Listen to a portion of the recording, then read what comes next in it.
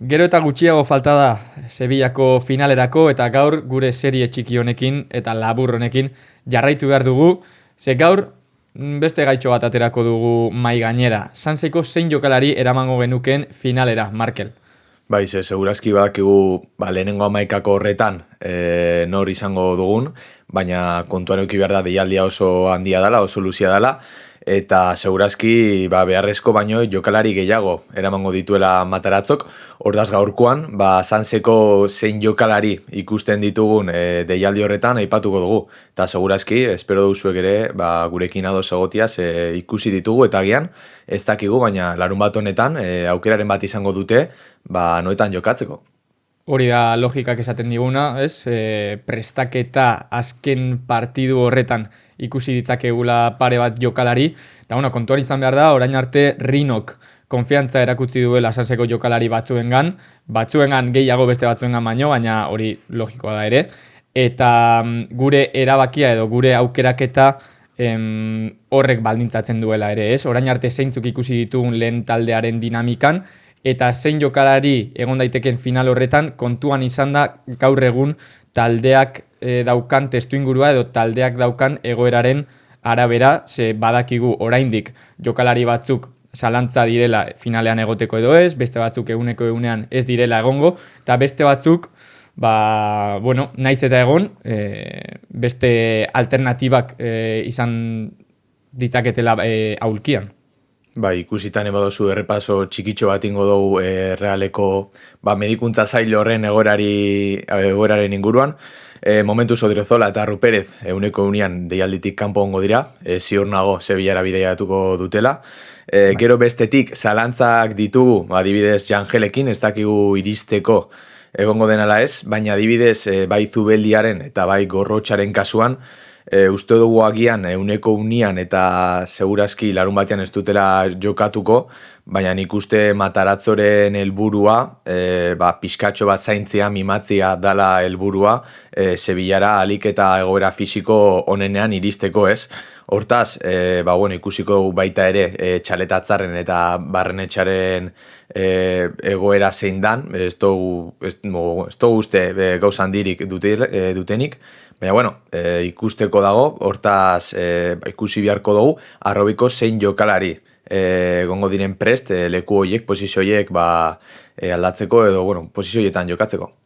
Zuk aipatu dituzun izen horiek dira orain momentuan zalantza izango genituzkenak. Nik esango nuke Jangel Herrera zoritxarrez ez dela helduko, baina esperantza daukat Zubeldia eta Gorrotxategi partidu horretan egoteko behintzat taldeari lagundu alizateko. Oraindik goizo da, aste terdi inguru falta da, baina badakigu nolakoa den futbola. Eta beste izen bat, aipatu ez duguna, Kubo da. Kubok oraindik ez du minuturik izan, bere lesiotik bueltan, eta ikusiko dugu ze egoera fisikoan heltzen den Sevillako final horretara. Baina nahi baduzu, jada sartuko gara, zeintzuk izango diren, gure ustez, noski, Sevillan egongo diren Sanseko jokalariak. Eta hasteko, nik esango nuke, pasaden asteburuan protagonismo handia izan zuen jokalari bat sartu behar dugula, zelai erdiko egoera ikusita eta jokalari honek eman diezaiokena taldeari, enuke deskartatuko finalean egotea Ibai Agirre. Larun batean debuta egin zuan eta Gorrotxaren eta Jangelen lesio posibleak ikusitan, ikuste bere lekua izango duela finaleko deialdian, eta egisa esan da Realak behar duen profil fisiko eta batez ere baloiarekin erabaki zentzudun horiek egiten dituen jokalaria dela. Hortaz gure lehenengo apostua, esan genezake, Ibai Agirre izango litzatekela. Bai, momentua baliatu dezakez, 3 taldetatik pasatu da aurten, zen hasi zen, gero Sansen debutatu zuen, eta orain lehenengo taldearekin izan du aukera.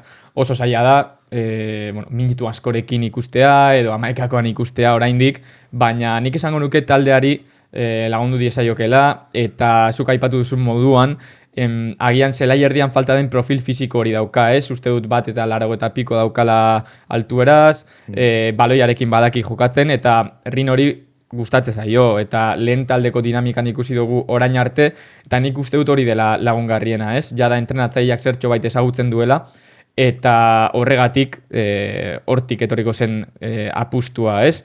Bigarrenarekin jarraitzeko, nik uste dut ere hau logikak esaten duela, defentsako testu ingurua ikusi behar da edo begiratu behar da, ze horrek azaltzen du gure erabakia. Bai, eta Luken Beitia izango litzateke, elgoi bartarra. Gisa esan da Zubeldiaren baja ikusitan ikuste ezaugarri futbolistikoengatik gehien hurbiltzen den jokalaria dela, egia da, ez dela agian Txaletatzar edo Jon Martin bezain jokalari fisikua eta handia, baina honek bai, badakiela baloiarekin oso ondo jokatzen, oso ondo posizionatzen, eta, bueno, Sanseko kapitaina da, liderra da, bigarren mailan erakutsi digu, lehenengo mail eta lehenengo talde honetan jokatzeko prest dagoela, hortaz, gisa da kontuan izan behar dugula, hirugarren zentral bezala Elustondo daukagula, baina nork daki, hirugarren zentral bezala jokatzeko egongo den ala ez. Alabezen kontra segurazki izango duela minuturen bat jokatzeko aukera, hortaz, nik uste Sanseko kapitaina eta zutabetako bat izan da, bertan izan beharko dugula, bai ala bai. Bai, nik uste dut Elustondoko orain arte ez duela Rinoren konfiantza izan, eta orain Jon Martinek 5 txartel hori ikusi dituela eta Zubeldia lesionatuta dagoela, Elustondo ikusiko dugula 11koan Alavesen aurka, baina horrek ez du esan nahi Luken Beitia ez dela deialdian egongo. Orduan, nik uste dut egoera ikusita erabaki logikoa izango litzatekela, batez ere bere ezaugarriak Zubeldiaren antzekoak edo parekotasunren bat aurkitu dezakegulako hor. Orduan, nik esango nuke. Bai, esan. Ez hori aipatzeko gainera, Txaletatzarren lesio posiblea edo, behintzat 100% ez dagoela ikusita, agian ikusi ezakegu Elustondo eta Beitia, lehenengo 11koan larun batean, ez dago deskartatzerik hori. Segun Rinok zer erakutsi nahi duen azkeneko partidu horretan, edo zer eskutatu nahi duen, baina bai, ados nago zurekin, gure bi erabaki hauek logikoak dira, eta, lehen taldeko dinamikan dauden bi jokalari dira. Eta gero, hurrengoekin jarraitzeko, nik uste dut ere logikak eramaten gaituela pentsatzera, Otxien bat adibidez, Sevillan egon daitekela.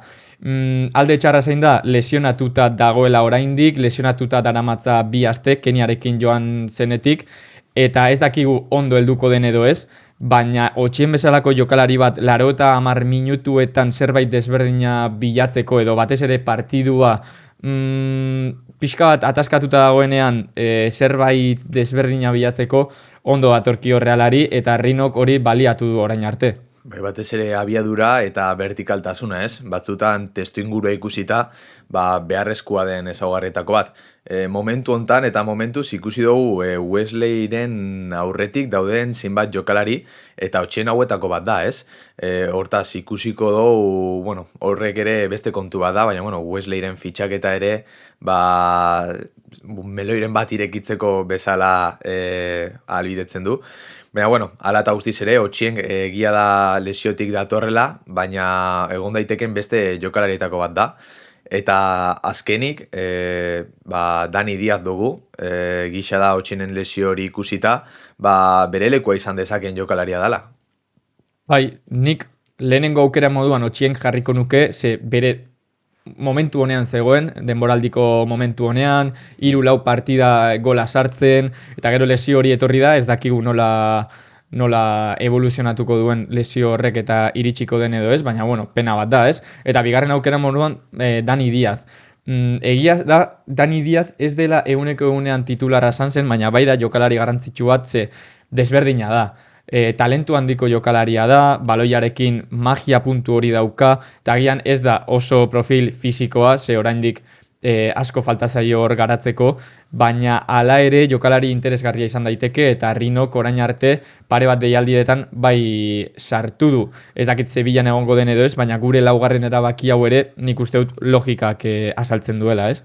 Bai, batzutan, egia da, bigarren taldian titular izatiala ez duela baldintzatzen lehen taldeko entrenatzailearen gustokoa izatia, eta ikusi dugu Matarazzo iritsi zenetik, Dani Diaz, norbait falta izan denean, lehenengo taldearekin entrenatzen egon dela, eta ikusi genuen Alavesen kontrako kopako partia horretan, zer nolako minutuak utzi zituan, ez? Agian ez da jokalari handiena, ez da jokalari fisikoena, jokalari oso trebia da, oso azkarra da, eta otxienen ordezkapen horretarako nik uste Dani Diaz ere oso ondo datorkiola Realari. Bai, eta bueno, hemen kontuan izan behar da, jokalari asko daudela talentu handi dunak, ez? Carrera, Mareskurrena, Mikel Rodríguez, baina, claro, orain arte ez badira lehen taldeko dinamikan egon, edo ez baditu minutuekin ikusi, oso zaila da. Orain bat-batean azken urteetako partidu garrantzitsuenean ikustea. Eta gure aukerak ere oso zaila dira egotea, ze azkenean deialdia mugatua da, jokalari asko sartzen dira, guztiek egon nahi dute, eta hemen ere, aldagelan duten pixua kontuan izan behar da deialdi hori egiteko, ez? Honekin, adibidez, atezainen aukeraketa ere badaukagu, ze ez dakigu nor egongo den amaikakoan, Marrero edo Remiro, baina hirugarren bat sartuko da, Fraga izango dena ziurazki, eta laugarren bat ikusiko dugu, ze horrelako partiduetara ere atezain ugari eramaten dira, ez? Gero, azken orduko deskarteak daude, baina deialdia, erabat mugatu izaten da. Bai, zalantza dago lehenengo amaikako horretan, Marrerok edo Remirok izango duten lekua, baina argi dagoena eta segurazki Fraga izango dela hirugarren porterua, atezaina, eta nordaki agian, hori zuke batuzun bezala, lau atezain eramaten dituen ala ez Mataratzok. Momentuz, guk uste dugu jokalari hauek izango direla finaleko deialdi horretan aukeraren bat izango dutenak, batzuk geixo beste batzuk gutxiago, guk jokalari hauek ikusten ditugu, hortaz zuen partetik zuen proposamenak ere entzuteko prest gaude, eta ea zer gertatzen da. Hori,